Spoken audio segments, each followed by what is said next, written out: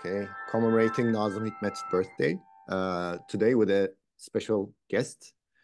And it's our great pleasure to have Professor James Meyer over today in this Nâzım Hikmet Research Center event. And I am hoping, we all hope that we'll have a chance to host him in person soon, dünya gözüyle, as we say in Turkish.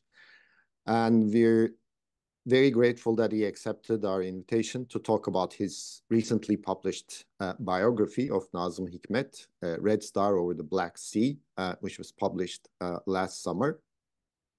And James Meyer is an associate professor of Islamic world history at the Department of History and Philosophy at Montana State University.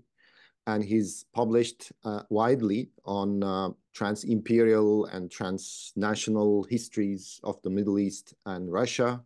And his particular area of specialization is the cross-border connections of the Russian and Ottoman empires, as well as Turkey, the Turkish Republic, and the Soviet Union. His first book was entitled Turks Across Empires, Marketing Muslim Identity in the Russian Ottoman Borderlands, that came out from Oxford University Press in 2014. And the book was published, was translated into Turkish with the title İmparatorluklar Arası Türkler. And this came out from İş Bankası Yayınları in 2021. And Turks Across Empires is an intensely researched, very textured investigation of how Turkic and pan-Turkic identities were forged through the mobility of people and ideas across the Russo-Ottoman borderlands in the latter half of the 19th century and the early 20th century. Meyer's second book, Red Star Over the Black Sea, Nâzım Hikmet and His Generation, as I said, was published last summer, and it came out as part of an Oxford University series, Studies in Modern European History. And the book is a very original and a path-breaking new biography of Nâzım Hikmet, using hitherto untapped resources, archival materials, personal documents like letters, that were collected from different archives and collections from Moscow, Istanbul, Amsterdam, and Washington, D.C. And the book studies Nâzım Hikmet as a border crosser with a particular focus on his years in the USSR. And the uniqueness of Meyer's work is that he does not spotlight the uniqueness of Nâzım Hikmet, but links Nâzım's story to that of an entire generation, more particularly the generation of Turkish Communist Party TKP members who were mobile across borders amidst a wave of revolutions at the end of at the turn of the 20th century. The book, I think, is a major contribution in the sense that most biographies of Nâzım are Turkey-centric.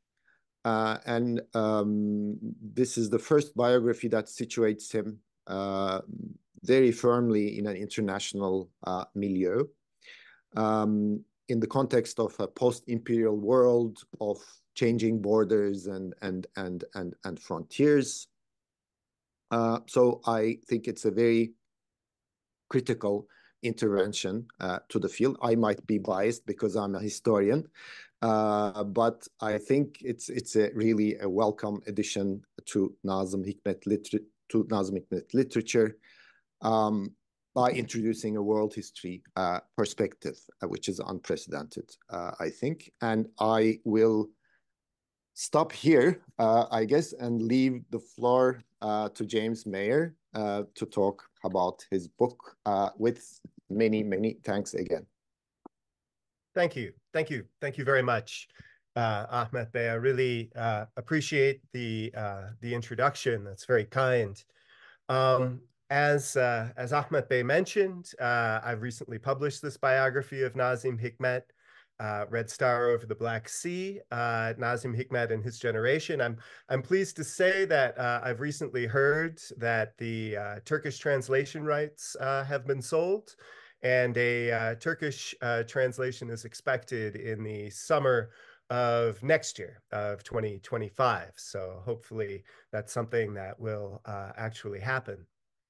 As Ahmet mentioned, Nâzim Hikmet is, of course, one of the most frequently written about figures in Turkish history. Literally hundreds of books have been published which discuss the life of Nâzim Hikmet. Most of these books are in Turkish, but biographies of Nâzim have been produced in dozens of languages, including 2 in English before mine. I would hazard to guess that probably the only Turkish figure who has been written about more would probably be Mustafa Kemal Atatürk.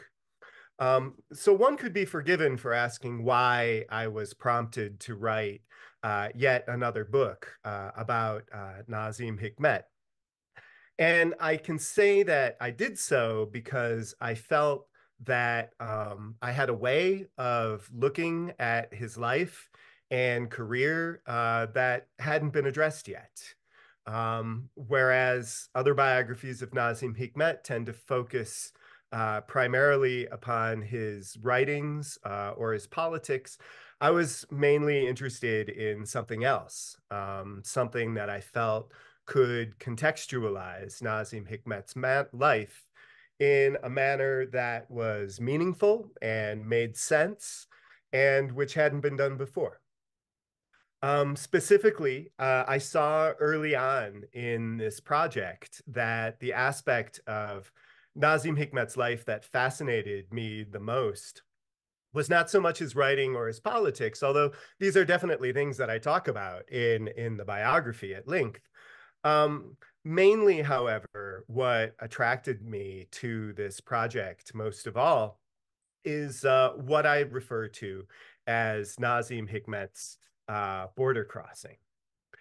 Now, before I go any further about border crossing and what I mean by that, I'd like to talk a little bit about the sources that I use for this book, because they really ended up influencing my overall approach. I didn't have, sort of a dead set approach in mind when I started reading about Nâzim Hikmet and thinking about maybe writing a book about him.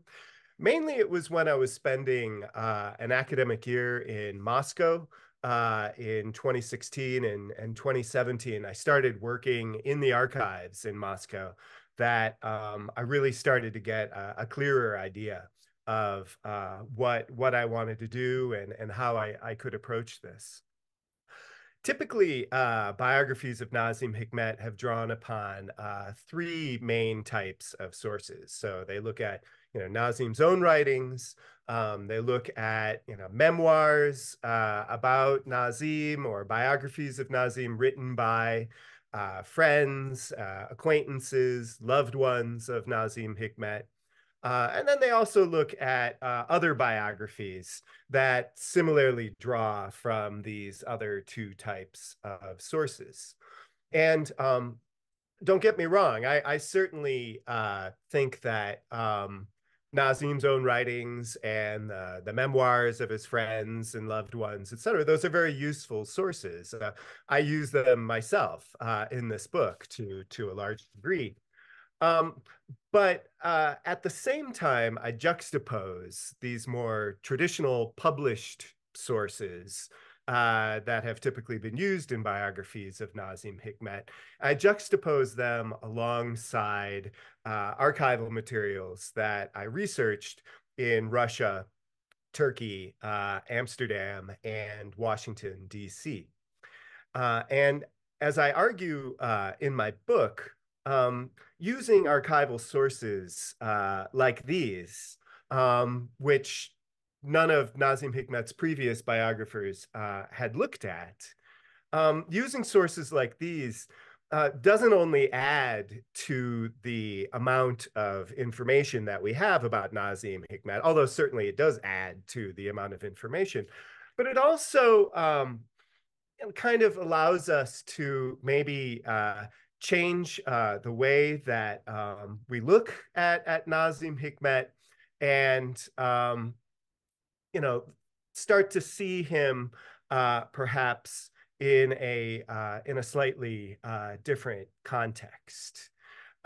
So these types of sources really, not only kind of tell us a lot of new things about Nâzim Hikmet and what he was doing in the Soviet Union.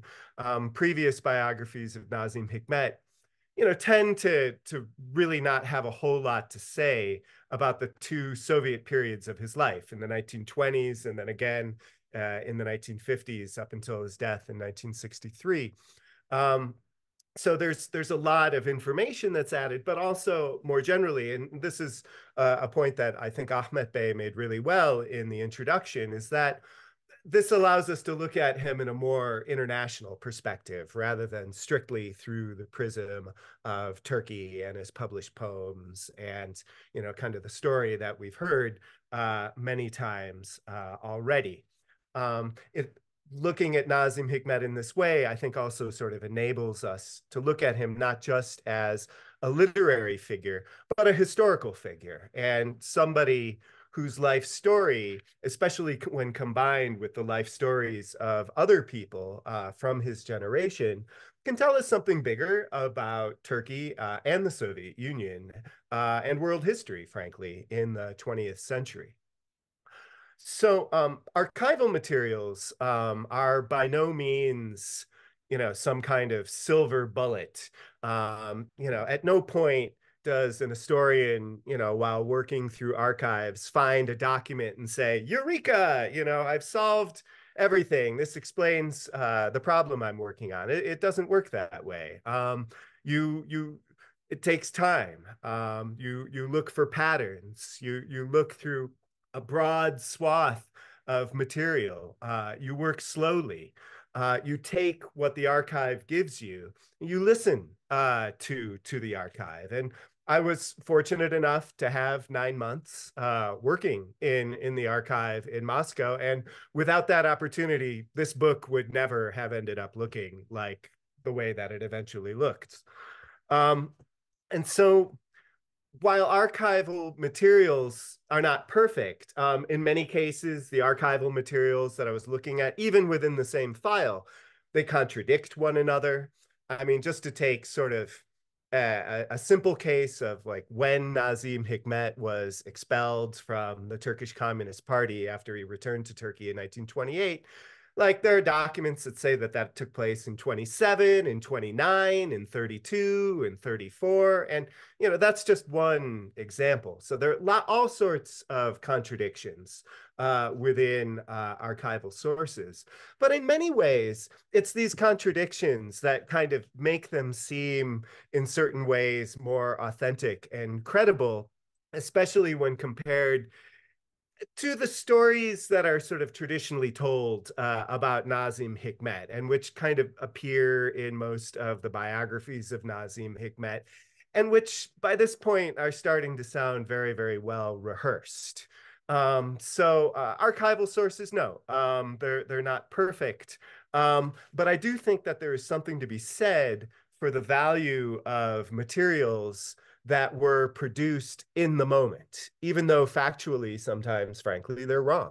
Or like I said, they can contradict each other. As opposed to, say, the more memoir-based sources, which are often written several decades later by people who are in their 70s and 80s trying to remember, what they were doing with Nâzim 50 years earlier.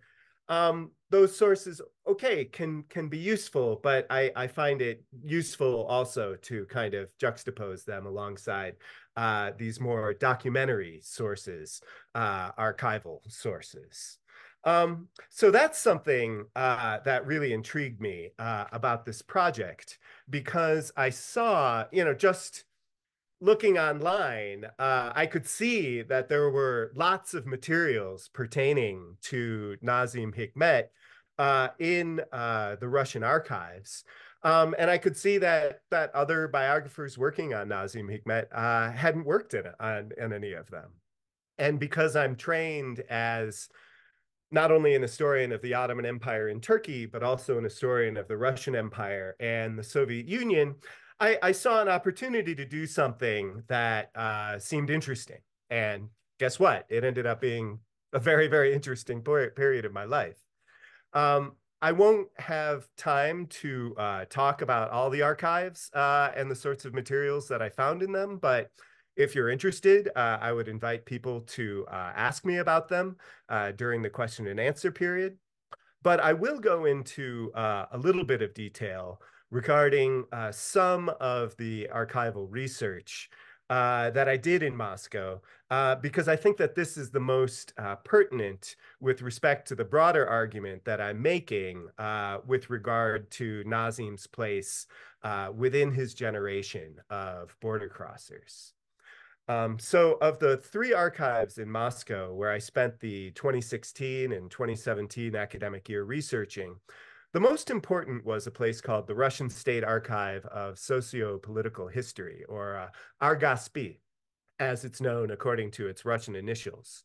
And this archive contains files relating to, among other things, the Comintern, foreign communists living in the USSR, as well as Communist University of the Toilers of the East, which is where Nâzim Hikmet studied and worked between 1922 and 1928. So Argospi was the archive where I was able to go through Nâzim Hikmet's party file, which is more than 350 pages long. And also there were many other files, not in his party file, but files from the university, for example, where there was lots of information that was directly related to Nâzim Hikmet. But in addition to that, I started looking at the party files of other Turkish communists who were in the Soviet Union in the 1920s. And at first, of course, I started off with some of the more famous people. Nâzim Hikmet, of course, in 1922, when he began studying at Communist University, he was with Vala Nureddin, who later wrote a well-known biography or sort of an account of his times with Nâzim Hikmet. Şevket Suriye, later known as Aydemir, was there as well. Ahmet Cevat Emre was there. So some pretty well-known people. I was looking at them, but then I started getting fascinated by the stories of completely obscure Turkish communists, people who did not go on to become famous writers, people who did not go on to become even important people in the Turkish Communist Party. Quite obscure individuals who, like Nâzim, were studying at Communist University in the 1920s. So overall, I ended up looking at about 150 party files from that time. And then when I started doing that, I realized that, sure, as interesting and as fascinating as the files relating to directly to Nâzim Hikmet were, I mean, and that's originally all I wanted to look at, once I started seeing the stories of all these other people who, like Nâzim and his friends, had arrived in Moscow in the 1920s, it's at that point that I realized, there's a context here. And these people have a lot in common with Nâzim Hikmet and his friends. And indeed, by looking at this broader context, maybe this can tell us something a little bit broader about this time in history, and specifically about the transition from the late imperial era in which all of these people had grown up to a post-imperial time. So it was at this time that I really began to realize that there was a context for Nâzim Hikmet's life that had not really been explored in other biographies. And so as I was researching material pertaining directly to Nâzim Hikmet, I also began to look at the lives of these more obscure individuals, people who I had never heard of and have not really been mentioned in other books, and many of whom just disappeared, frankly, in the 1930s. I began to see a context that I hadn't seen before, and especially in terms of this broader generation of Turkish communists living in Moscow at this time. And these were people who, like Nâzim, had been born at the turn of the 20th century, who'd come of age in the early 1920s. The women and men of Nâzim Hikmet's generation lived in a world that was, in many ways, quite different from our own. The frontiers of empires, and especially the borders between the Russian and Ottoman empires, were quite porous. As I've discussed quite a bit in some of my earlier publications, and especially in my book from 2014, Turks Across Empires, crossing the border between Russia and the Ottoman Empire, whether legally or illegally, was in most cases a rather easy thing to do. And while the Russian-Ottoman frontier was officially sealed during World War I, after the fighting was over, it was reopened. And so throughout the 1920s as well, the border between Turkey and the Soviet Union was quite porous. And I began to think in terms of the broader trajectory of not only the life of Nâzim Hikmet, but also this broader community of Turks at Communist University. And I began to ask, what happened to this generation of Turkish communists who, like Nâzim Hikmet, had grown up during a time of relatively porous frontiers? These are people who had spent the first 2 decades of their lives living in a multinational and multi-religious empire that in most cases sought to find a place for incoming border crossers. Because in an empire, you want more people, right? More people means more soldiers. It means more people growing food. It means more taxpayers. It means more factory workers helping to industrialize the country. You want to have immigration in an empire because in an imperial mindset, you can use these people for something. Again, making them soldiers, or having them grow more food, or having them work in factories and develop. Having a higher population was considered a good thing.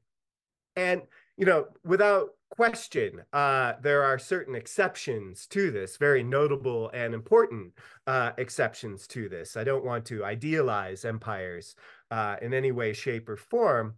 But this is kind of how empires work. They saw incoming populations, most of them, there were some exceptions, but they saw incoming populations literally as human resources.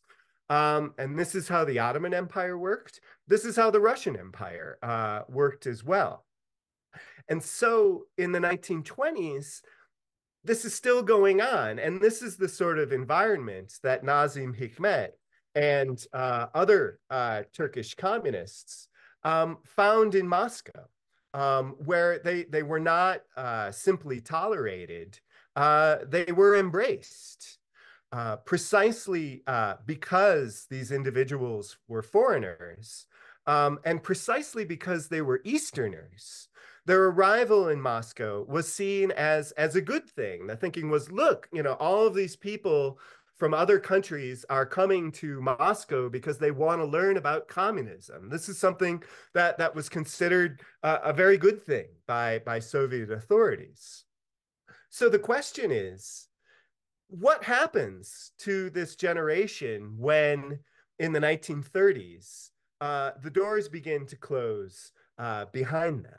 And in a lot of ways, that's kind of what the book is about. The book is, of course, mainly about Nâzim Hikmet. I write more about Nâzim Hikmet in this book than I do about all of these other people put together.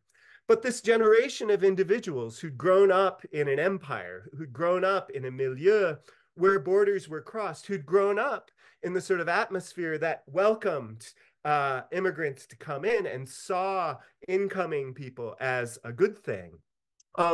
What happens when these people then, in that spirit, travel to Moscow? They're welcomed in Moscow. They live there in the 20s, but those who don't go back to Turkey end up getting trapped. And the very thing that had caused Soviet authorities to welcome them in the first place, namely the fact that they're foreigners who wanted to live in Moscow, that same thing is now what's held against them, and in many cases leads to their deaths.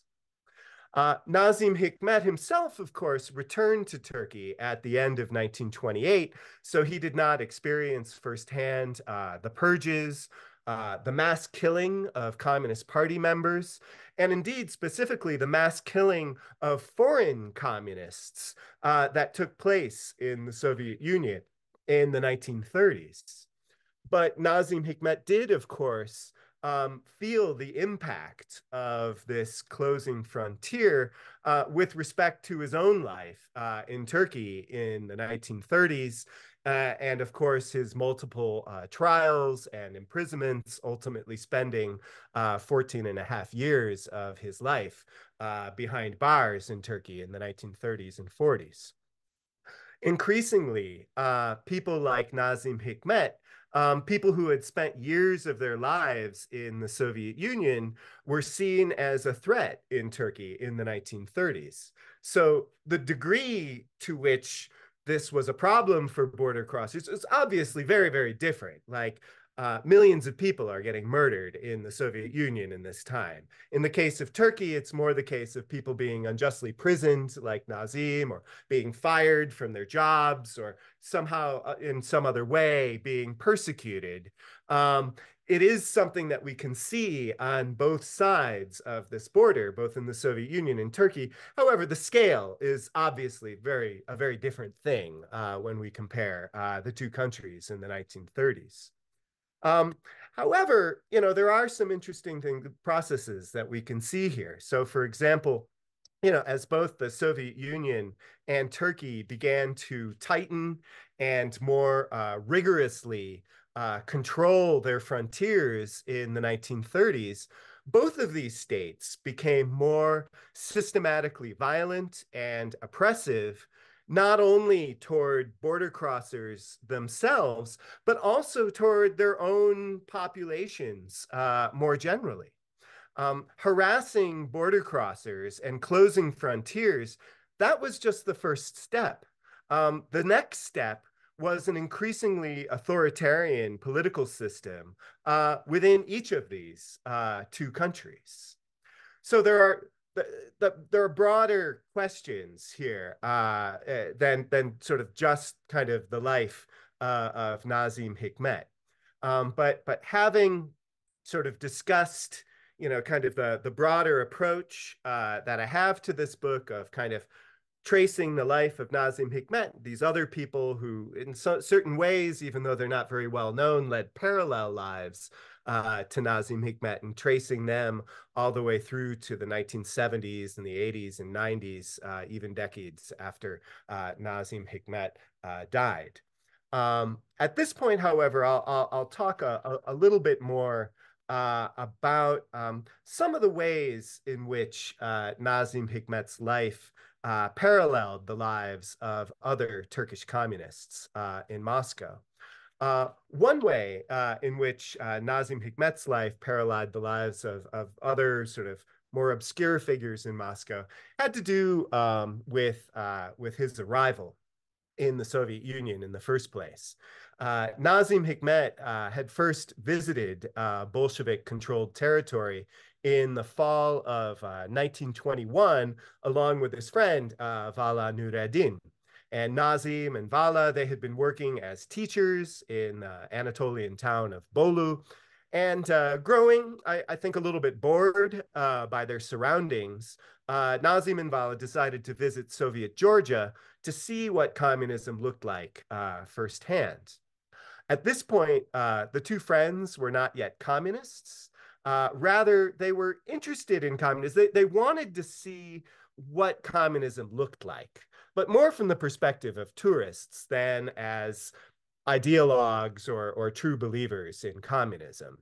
During their travels in Anatolia, Nazim and Vala had met a number of kind of older travelers who were interested in communism, the sorts of people that Nazim and Vala looked up to were interested in communism. And so Nazim and Vala thought, oh, well, we'll go over to Georgia and kind of see what it looks like. But this was something that was more from the perspective of curiosity and tourism than thinking, okay, we're making this break and now we're going to live in the Soviet Union for the next 8 years. That wasn't something that was on their radar at the time.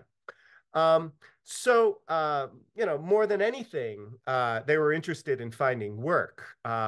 Nazim had recently received a postcard from his girlfriend, Nûzhet Hanım, telling him that she and her sister and her brother-in-law had moved to Tbilisi. So it was to see her. That was kind of one reason why Nazim and Vala went to Georgia. Also, they were thinking that maybe Nûzhet's brother-in-law might be able to give them work of some sort. I've already mentioned they were interested generally in just kind of seeing what a communist society looked like from more of a tourist perspective. But they were also thinking, Nazim and Vala, of maybe heading back down to Kars and working as Turkish teachers there. Kars, of course, had recently been reincorporated into Turkey. It had been part of the Russian Empire and the Ottoman Empire before that. And there were a lot, it was a good place to find a job as a Turkish teacher. So that was also a possibility for them. And indeed, it had any number of events and coincidences gone a little bit differently for Nazim and Vala at this time, they could easily have ended up never going to Moscow at all. And in this respect, arriving in the Soviet Union first and then becoming a communist later, or else arriving in the Soviet Union for reasons other than ideological adherence to communism. In this respect, Nazim and Vala had a lot in common with other Turks who had arrived at Communist University in the 1920s, both among a closer group of friends that Nazim and Vala made in Georgia, and among sort of a broader population of Turkish communists at Communist University more generally. This was the case, for example, with respect to Ahmet Cevat Emre, who would later become well known in Turkey for his role on the commission responsible for changing Turkey's alphabet from Arabic script to the Latin script. In Tbilisi, Nazim and Vala made friends with Ahmet Cevat Bey, who had originally come to the Caucasus to work in Azerbaijan at a time when the government in Azerbaijan was under the control of a nationalist rather than a communist government, one that was dominated by figures like Ahmet Ağaoğlu and Ali Merdan Bey Topçubaşı, figures who had been associated with pan-Turkism during the Young Turk years. And this indeed is something that's quite common among these early communists in the 1920s, is many of them, at least those who had been politically active during the Young Turk eras, had been in Turkist and pan-Turkish circles rather than in socialist circles prior to 1917. After the Azerbaijani nationalist government was overthrown in April of 1920 by the Bolsheviks, the political possibilities for someone like Ahmet Cevat Bey, who was an ardent pan-Turkist himself at the time, diminished considerably. So he did the sensible thing and switched allegiances, renouncing pan-Turkism and joining the Turkish Communist Party. Someone else that Nâzim Hikmet encountered and Vala too in 1921 was Şevket Surya Aydemir. and Şevket Suriye, like Ahmet Cevat Bey, had also arrived in the Caucasus as a pan-Turkist, originally moving to Azerbaijan to work as a Turkish language teacher. And then after the Bolshevik forces had conquered Baku, Şevket Suriye, like Ahmet Cevat Bey, also changed his ideological stripes and joined the Turkish Communist Party. So, you know, in both of these cases with Ahmet Cevat Bey and Şevket Suriye Bey, there's a certain amount of contingency going on. They had arrived, each of them, in Azerbaijan as pan-Turkists. When the political conditions changed, then they became communists. And this case of people first, you know, when I first started working on this issue, I sort of assumed that Turkish communists going to the Soviet Union became communists first, and that's why they went to the Soviet Union. In fact, in most cases, the opposite was true. They went to the Soviet Union often for reasons that had little or nothing to do with, you know, a strict belief in communist ideology. And it was because they were in the Soviet Union that they became communists. So one of ideology following mobility rather than the other way around. In March of 1922, Nâzim, Vala, Ahmet Cevat, Şevket Suriye, and Şevket Suriye's wife, Leman Hanım, all traveled up together to Moscow. Ahmet Cevat Bey had been offered a job teaching Turkish at Communist University, and his 4 younger friends had joined him to study there. And once Nâzim and his friends were installed in Moscow, they began to meet a number of other Turkish communists who were likewise studying at the university. And these individuals typically fell into one of 3 categories with regard to how they had first arrived in Bolshevik territory. By far the largest group of Turkish students at KUTV at this time, at Communist University at this time, was made up of former Ottoman prisoners of war. These were both soldiers and civilians. So one case of a famous civilian POW was Mustafa Supi, who would later go on to found the Turkish Communist Party. Mustafa Supi had also been a pan-Turkist. He had been visiting Ismail Gasprinsky in the Crimea before traveling back toward the Caucasus, and that's where he was still inside Russia at the time that Russia and the Ottoman Empire declared war against one another. And for that reason, Mustafa Supi was arrested as a civilian POW. Indeed, there were over 60,000 military Ottoman POWs in Russia at the time of the October Revolution. And after the revolution, you know, most of these Ottoman POWs who are in camps, you know, far, far, far into the interior of Russia, many of them really had no alternative but to join up with the Red Army or some other force and try to fight their way back to Anatolia. And these POWs, many of them then ended up joining Communist University and studying there for a year or so. They made up the largest contingent at this time, but they didn't typically kind of stay in Moscow. I noticed that most of the Ottoman POWs who were studying at Communist University, once everything had kind of settled down in Turkey in 1923, most of these people disappeared from the class rolls and returned to Turkey. So this is also, though, kind of a group of people who, you know, certainly were not communists when they arrived in Russia. I mean, they'd been fighting the Russian Empire. They became communists as a consequence of situations beyond their control. Being stuck in the middle of Russia during a period of civil war when they felt they had to pick a side for their own safety and for whatever hopes they had of ever making their way home. The second largest contingent of Turks at Communist University was made up of individuals who had grown up in the Ottoman borderlands, particularly in the eastern borderlands, close to the Russian frontier.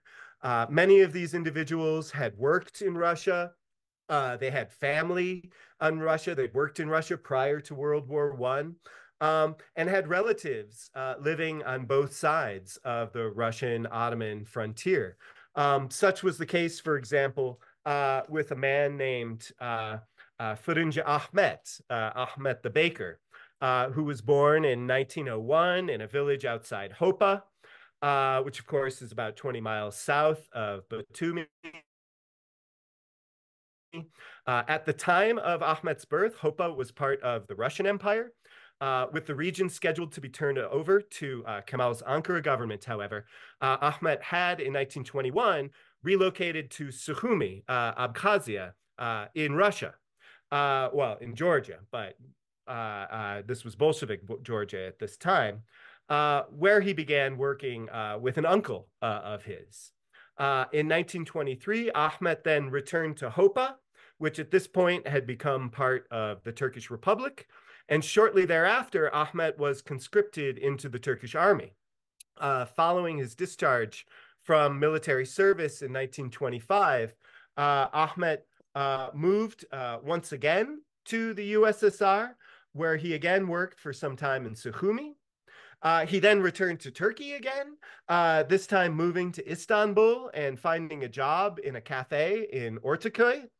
In 1926, Ahmet joined the Turkish Communist Party, which sent him one more time back to Russia so that he could study in Moscow. And while Ahmet's case is maybe a particularly circuitous one of going, back and forth, both before World War I and then after the cessation of hostilities, there were in fact many people whose lives kind of similarly paralleled that of Ahmet the Baker. So in this case too, there are a lot of people whose first interactions with Russia took place years before anybody had ever heard of communism or the October Revolution or anything along those lines, and indeed had family and perhaps reasons other than ideology for eventually settling in the Soviet Union.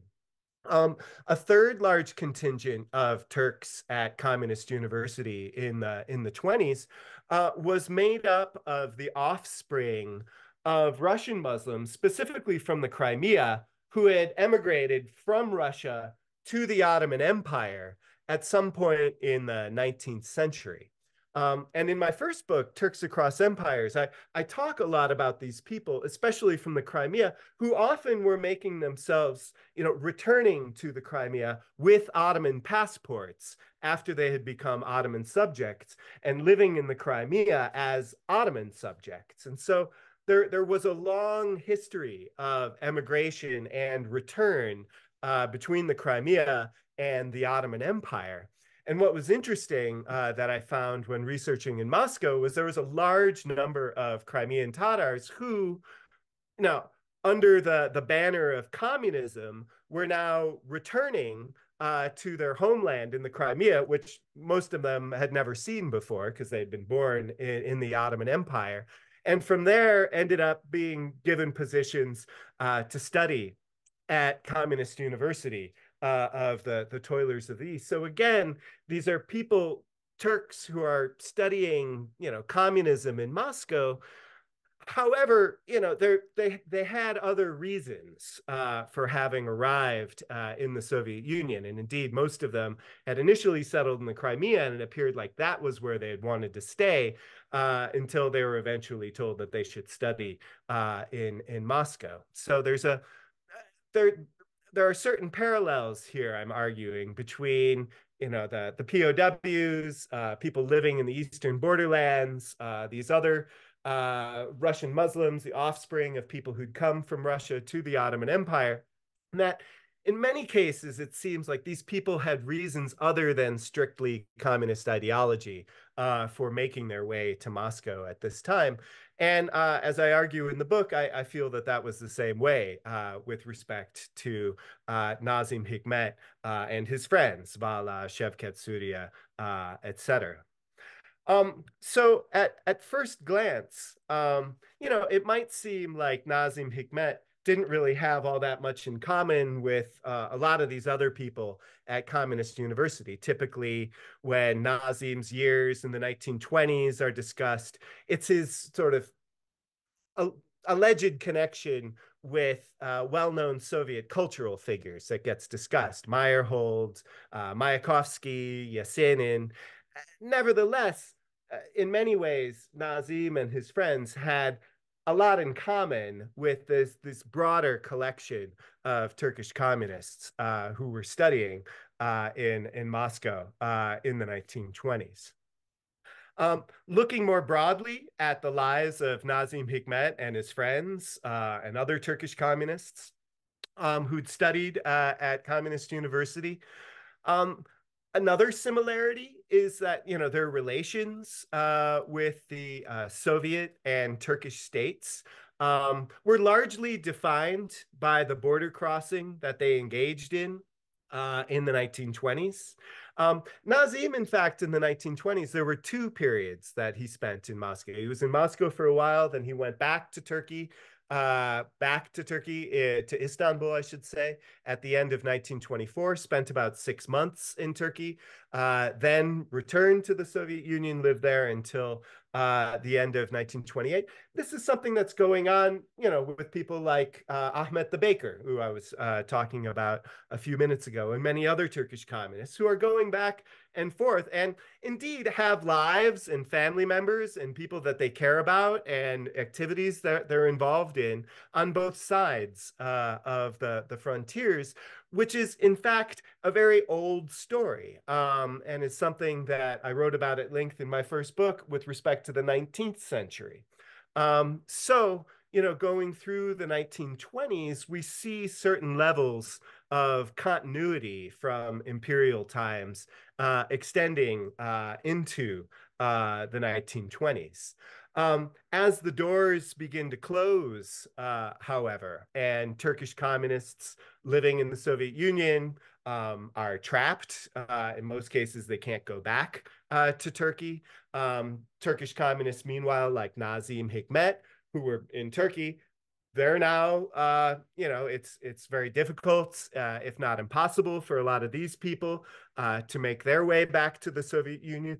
They become imprisoned at this time, not only Nâzim Hikmet, but even in the decades to come after this, both in the case of Nâzim Hikmet and in the case of much more obscure communists who stayed in the Soviet Union, if, for example, Turkish communists in the USSR were accused of a crime, it always had something to do with Turkey, like they were spreading pan-Turkism, or else they were spying for the Kemalist government.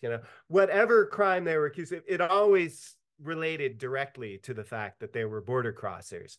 The very thing that the Soviets had celebrated about these people in the 1920s. And similarly, in the case of Nazim and other Turkish communists who'd lived in the Soviet Union in the 20s, are now seen with the utmost suspicion in Turkey, and in many cases, such as the case of Nâzim Hikmet, are imprisoned on completely trumped up charges for years of their lives. This is basically kind of the story that I'm telling in this book. Once again, it's mainly a history of Nâzim Hikmet. It certainly, in a number of ways, resembles traditional biographies of Nâzim Hikmet, in that I take the reader through chronologically and talk about his writing, talk about his politics, but I'm also interested in situating him in a broader context. It's very common with biographies, not only biographies of Nâzim Hikmet, but biographies more generally, to kind of, focus very closely on one individual and sort of isolate them from the rest of society. What I was interested in doing with this book is using Nâzim Hikmet's life and the lives of other Turkish communists to kind of say something bigger about not only the transition from a late imperial era to a post-imperial era, but mainly that. The book does then continue to go through the Cold War, which of course had its own very large changes and impacts upon the lives of these individuals, of course, especially in the case of Turkey, which joined NATO, of course. But, you know, kind of the idea was to use these materials as a way of, you know, trying to help create maybe a somewhat more three-dimensional portrait of Nâzim Hikmet and treat him a little bit more like an individual, like a person who doesn't necessarily know that he's going to become a famous communist dissident in Turkey. Somebody whose life was up in the air when he was in his 20s and who wasn't entirely sure what he was going to be doing with the rest of his life. And so kind of rather than treating this trajectory as something that's more or less settled and, oh, okay, we know he's going to be moving toward communism, sort of the idea is to, you know, try and give the reader a little bit of the sense of possibility that came alongside not only Nâzim Hikmet's life when he was in his 20s, but even in the decades which followed. So at that point, I think I will cease talking here. I hope that there are some questions and answers. Maybe we'll see if questions, we'll see what the answers are like. But in any case, I very much appreciate and thank you for taking the time to listening to this presentation. Thank you very much.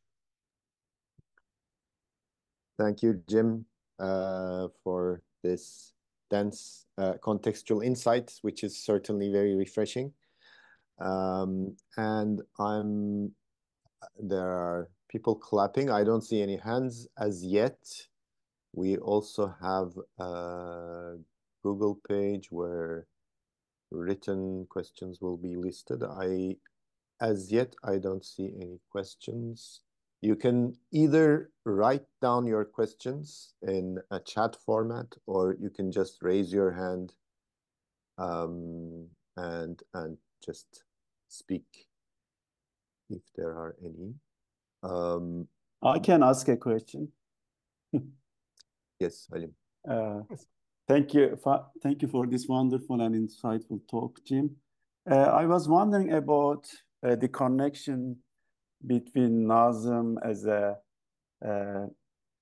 real person, historical person, and Nâzim as a literary persona.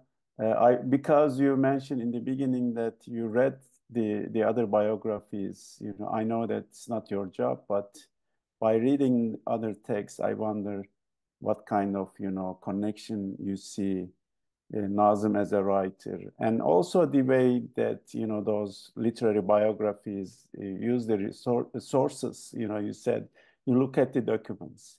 Actually, I'm very interested in the content of the documents. You know, I don't know if you can give a little bit more information about that 350-page document that you found in the archives.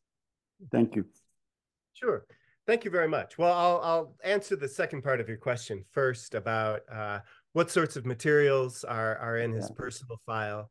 You know, at the very beginning, it's his school records, school files. You can see what grades he got. They didn't have a traditional grading system at Communist University, but they had an evaluation system. There was a fair bit of information about Nâzim's participation in these sort of discussion groups or cells, but which were divided by nationality. And so, you know, Turkish communists or, you know, Iranian communists or whatever, each had their own group. And, you know, they would read communist tracts and talk about them and also try to organize various activities at the university. Later on, it's basically, you know, Comintern. The Comintern existed until 1943. This was an organization that was responsible for the management of sort of foreign communists living in the Soviet Union. So there was a fair bit of information. After 1943, after the Comintern is closed, there were different organizations that took over the tasks of the Comintern.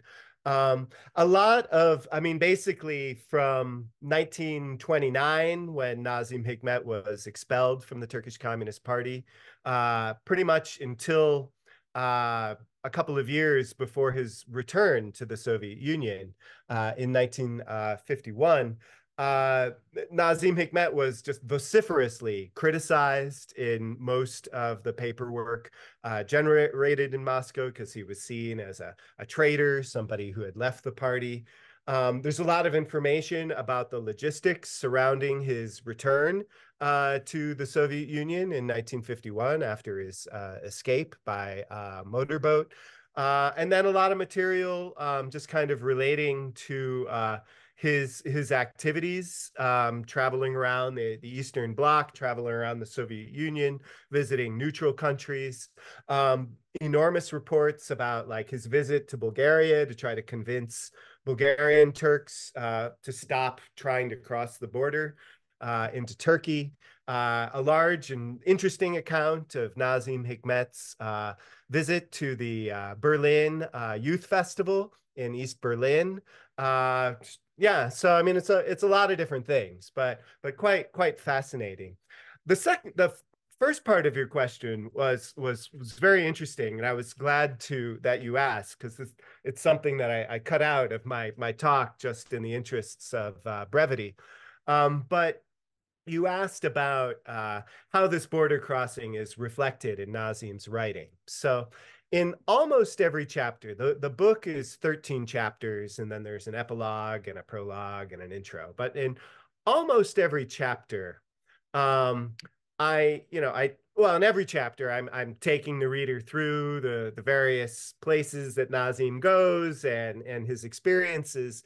But in almost every chapter, the last section of the chapter is devoted to talking about how all these experiences are reflected in Nâzim Hikmet's writing. I don't approach Nâzim Hikmet's writing in the way that an academic working in literature would approach Nâzim Hikmet's writing.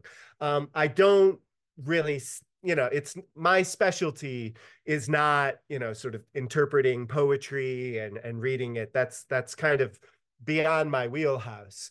But what I do is I look at broader shifts with respect to like Nâzim's style, his writing style, for example. I mean, just most obviously changes radically when he gets to Moscow in the 1920s and becomes influenced by Mayakovsky. Meanwhile, when he returns briefly to Turkey in 1925, his style becomes much more traditional. Then he goes back to Moscow, and again, he's using the Russian futurist, much more revolutionary style. Then when he returns to Turkey in 1928, his style again, not completely traditional in a Turkish sense. It's innovative, but it doesn't look like what he was doing in Moscow in the 1920s. And if you look closely at Nâzim's writing throughout, when he's a young man with Vala in Anatolia in 1921, or when he's in the Caucasus writing for a Turkish language communist newspaper, or when he's in Moscow in the 1920s, when he's in Turkey in 25, again when he's in Moscow, again when he's in Turkey in the 20s. His prison poetry, his poetry when he's in prison changes a lot.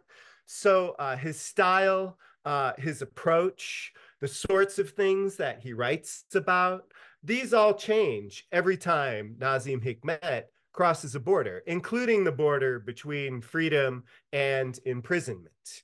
So that's kind of where I write about his writing the most. And in almost every chapter, like I say, I'm kind of taking him through his various experiences and the people he meets and the places he goes.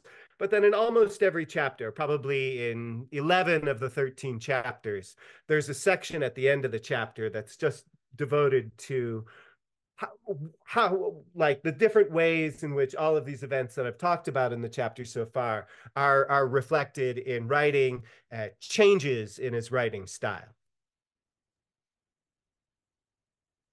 Thank you. Does that kind of get to what you were curious about? Yes, thank you very much. Very well, thank you.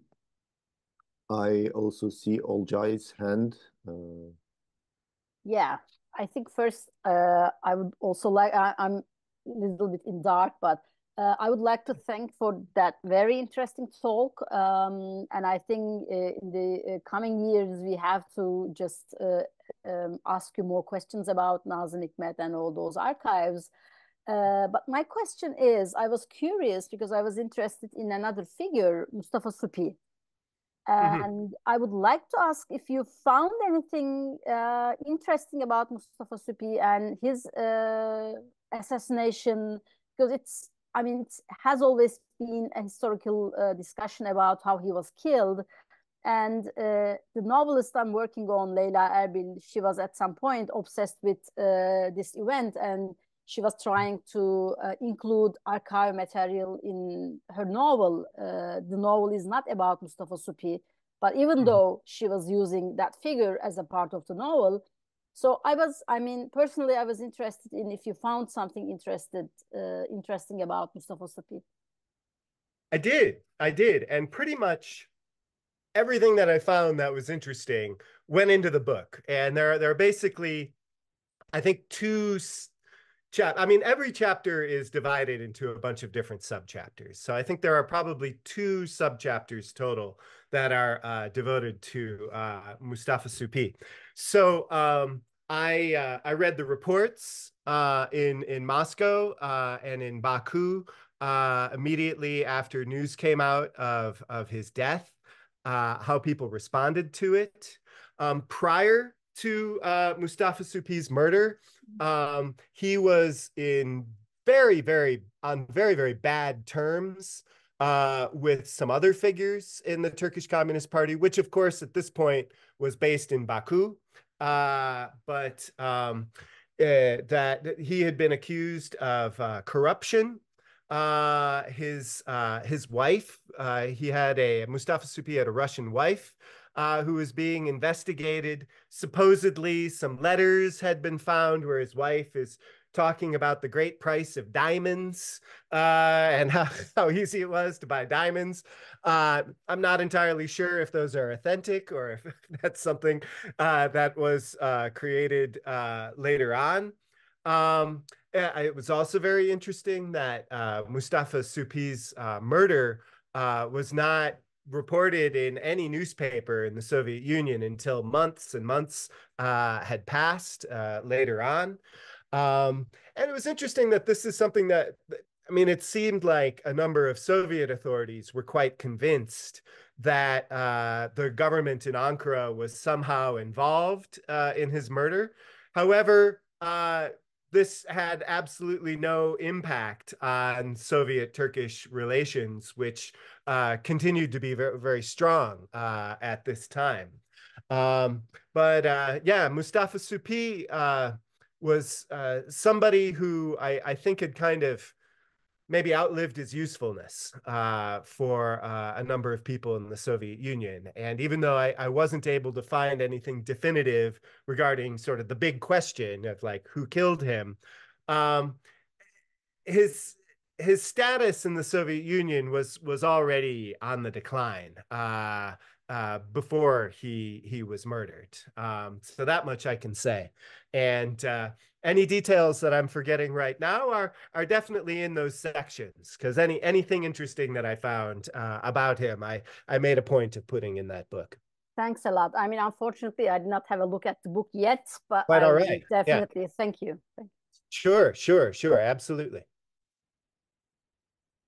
Thank you. I see Veysel's hand. Please go ahead, Veysel.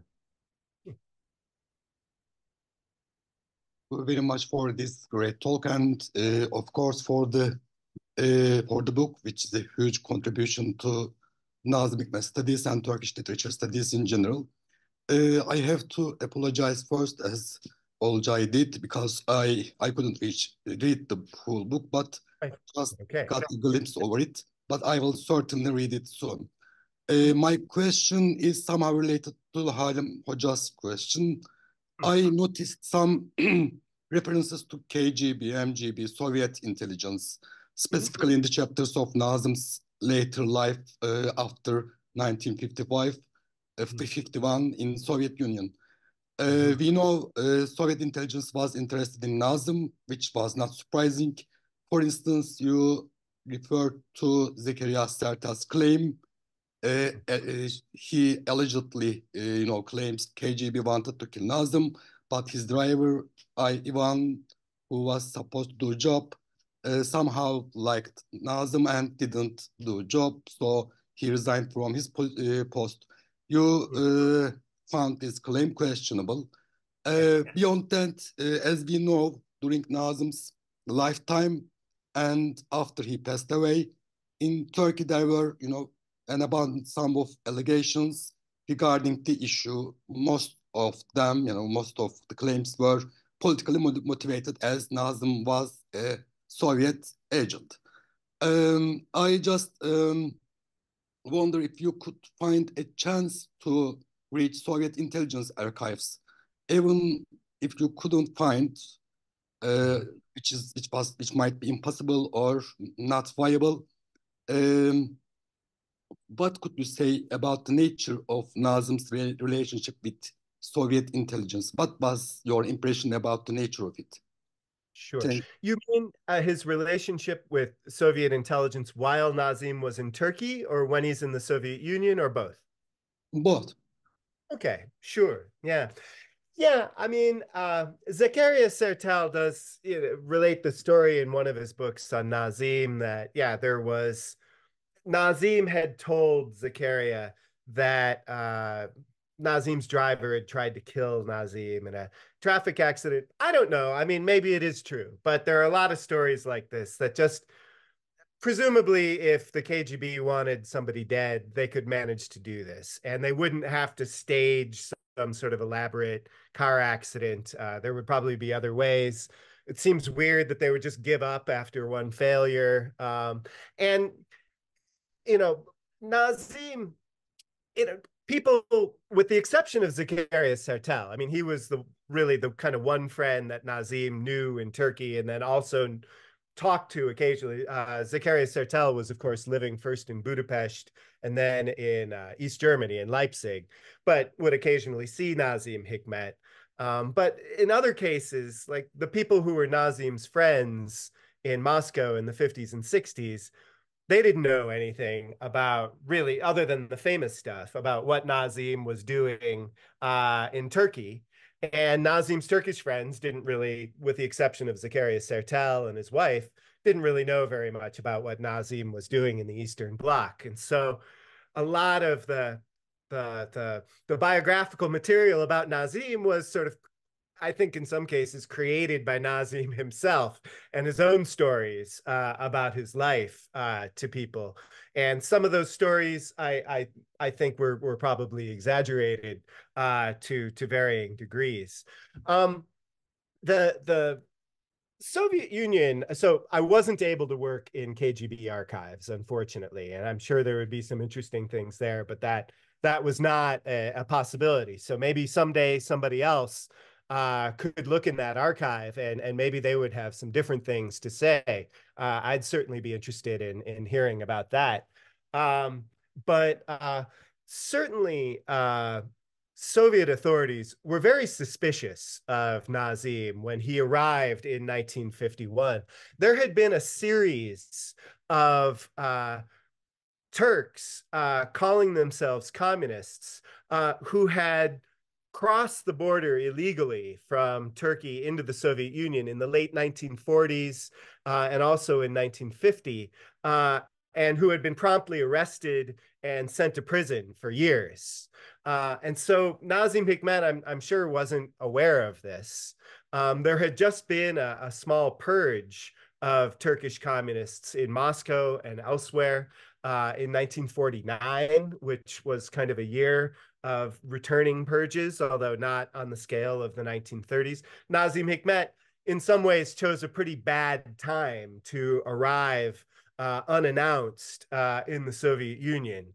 And so the main concern, I think, of Soviet authorities, they were reading his mail everywhere they went. You know, there was some sort of agent. I don't know if it's KGB or who, but, you know, an agent there paying attention, writing notes, sending those back.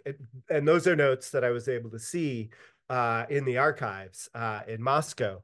You know, so there's a lot of suspicion about him. And you know, nobody comes out and says he's a Turkish spy, but they say, isn't it interesting that, you know, Nazim met with these Turkish communists in East Berlin and, you know, I'm not sure if this really happened, but this is what's written in the report, that Nazim gave some paperwork to, what's that woman's name? Who wrote Boşnama Çiğindik. What is her name? Her husband was a well-known communist as well, Belli. Anyway, I can't remember. She returned to Istanbul, and you know, all of a sudden, everybody that she talks to is arrested. You know, this was something that was seen as rather suspicious in Soviet circles or around Nazim. As time passed, and especially after Stalin died in 1953, you know, the situation became a little bit easier. I think eventually people started to realize that he was genuine and that he wasn't, you know, a Turkish agent. People in Turkey accused him when he first arrived of being a Soviet agent. It seems like he really had cut all of his ties with the Turkish Communist Party in 1929. And it certainly seems, if you look at the Soviet paperwork, like they didn't like him one bit in Moscow after 1929, really until about the time when he returned to the Soviet Union in 1951. But there's all this paperwork in the archives calling him a Trotskyite, you know, saying he was, you know, working with the police, the Turkish police, and that he'd been a Turkish spy in the 1920s. You know, they'd noted that his uncle, Ali Fuat Pasha, had been the ambassador, the Turkish ambassador to the Soviet Union. So there was a lot of suspicion. That's the problem with being a border crosser, right? Like, you know, like nobody trusts you entirely. So on both the Turkish side and the Soviet side. But as for working for any agency, I don't think it ever happened. I didn't see anything that would have supported that he was actually working for Soviet intelligence. So a very long-winded answer to a very good question. Did I answer what you were asking? Yeah, thank you. All right. Thank you very much. Thank you. And if I may continue along the archival strain, since I don't see any other hands, maybe this is an unfairly bigger question about the politics of archives in Russia. I saw that you're citing the work of Louise White, who's this wonderful historian, talks about archives as these fluid kind of entities that are constantly reshuffled, you know, restructured and sometimes partly destroyed. So I was wondering whether you could say a few words about your impression about the interventions, possible kinds of interventions, biases, omissions, or gaps that you have encountered in studying the Russian archives. It's like, as I said, this might be too big, but like, give us an overview of the ethnography of Russian archives kind of question. Sure. Thank you. That's a great question. I think, I mean, look, every source has its biases, absolutely. And if somebody is only working with Argospi, I mean, Argospi, those documents are almost entirely concerned with Nâzim Hikmet's party life. And so that gives you one lens onto Nâzim Hikmet's life, but he was much more than, you know, a communist or a party person. But that archive does tell us a fair bit about his relationship with the Communist Party and by extension with Soviet authorities. What it does not tell us is, for example, what we might see in the KGB archives where, if they actually had tried to kill him or something, probably that wouldn't be in a party archive. That's something that would be in an archive that I was not permitted to look at. In general, though, I think that working with foreign communists, and especially Turkish communists, I feel like I had maybe more opportunities to see what there was to see than would be the case if I were working with like famous Soviet communists. So, for example, at Argospi, if I had been like trying to write a history of a Soviet communist, I would have had to get family permission or else wait 75 years until after that person was dead. Because it was a Turkish communist, they didn't really seem to care. And I was permitted to see what they had. That being said, these are archives that, like any other source, have been curated. But, I wasn't able to detect anything that really seemed like a hole. Of course, it's a hole. So if it's a hole, I don't necessarily see it. But you can also, if you're following something and all of a sudden the trail bottoms out, that is sort of an indication that maybe a sensitive topic is no longer there. And that was not my experience with the Soviet archives. Indeed, that's not my experience. That was not my experience with the Russian Imperial Archives either when I was researching my first book. Even rather horrific events like the genocide of Circassians, fleeing Russia in the late 1850s and the early 1860s. That material was all in the archives. With the Soviet archives, I think things are probably more political than they would have been with the Russian Imperial Archives. But I didn't see anything that really made me stop and think, okay, I'm only getting a very kind of narrow side of this story. Perhaps in getting back to the case of Mustafa Supi, a non-curated archive might have a little bit more information than what I was able to find, which was several documents. But perhaps there could have been a lot more than that. So I mean, the idea, what I try to do when I research is, of course, working in the archives was a big innovation with respect to this project, but everything has to be read as critically as possible. And that's why it is useful to juxtapose these types of sources alongside memoirs and letters and other sorts of materials. I will say this, whenever I was in a position to kind of look at like an official story and something that I see in a letter, in most cases, there wasn't really a lot of difference. I didn't find, noticeable or jarring discrepancies between the different types of sources that I used. Thank you. Wonderful. I seem to have missed a question in the text box, so I'm just going to relay that to you from Ertuğrul, and he's asking whether there's a timeline of events of Nazım's life in your book. For example, his travels within the USSR and abroad.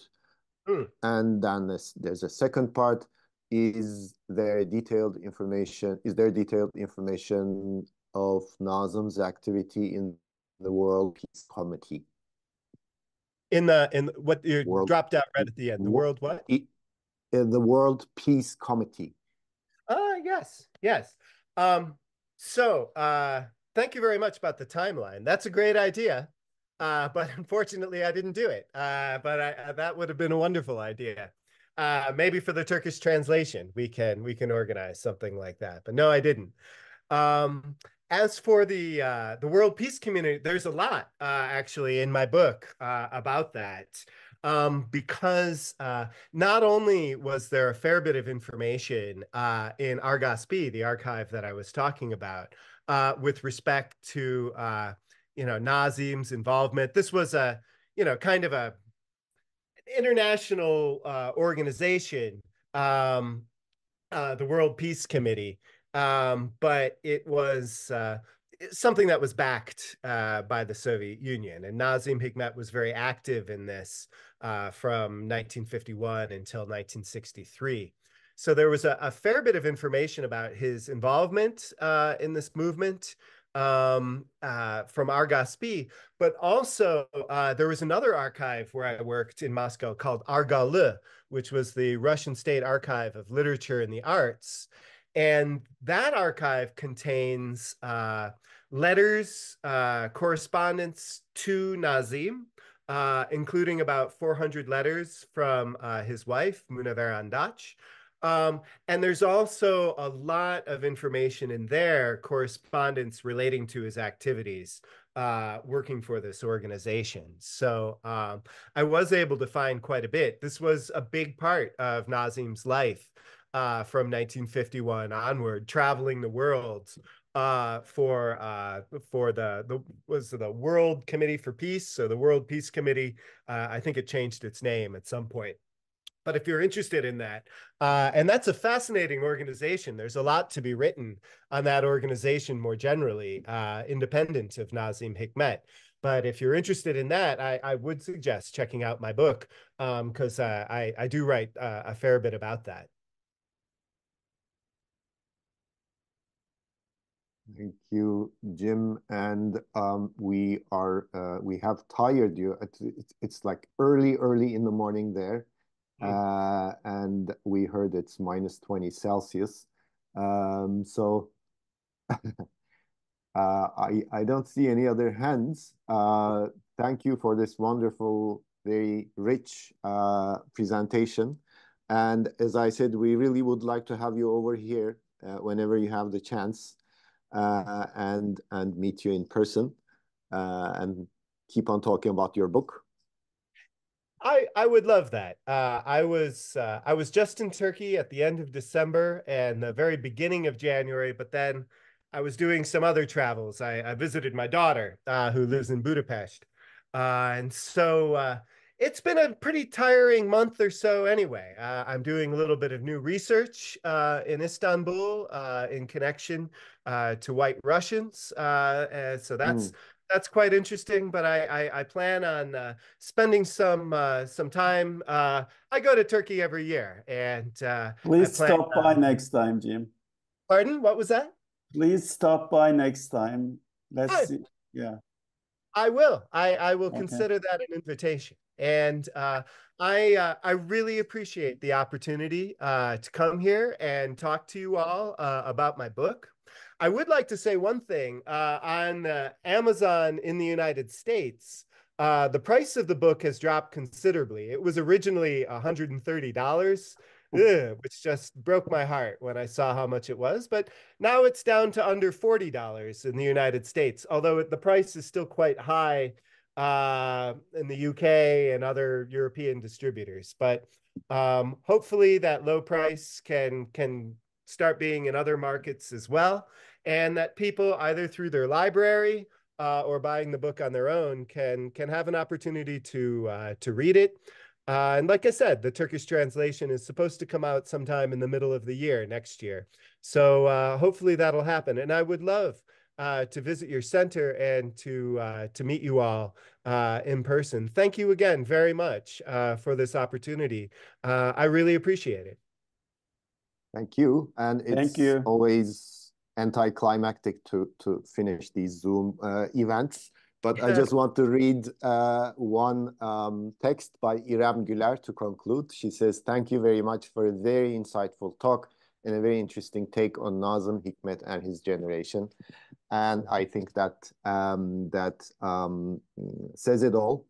And thanks very much to everybody, to all the contributors. And hopefully we meet again.